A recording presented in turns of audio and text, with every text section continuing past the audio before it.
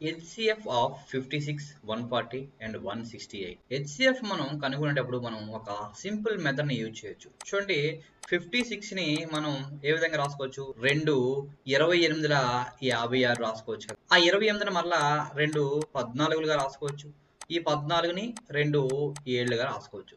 So ఈ విధంగా మనం స్ప్లిట్ చేసుకొని చిన్న నెంబర్గా రాసుకుంటే చాలా ఈజీగా అవుతుంది. నెక్స్ట్ 140ని మనం 2 70లు, 70 అంటే 2 35లు, 35 అంటే 5 7 35. 168ని 2 84గా రాసుకోవచ్చు. 84 అంటే 2 42లు, 42 అంటే 2 21లు, 21 అంటే 3 ఏళ్ళు 21.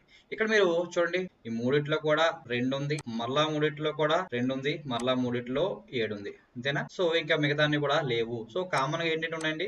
ఒక 2, ఇంకొక 2, ఇంకొక 7. సో ఇదే మనకి హెచ్‌సిఎఫ్ అవుతుంది. 2 4, 4 7 28.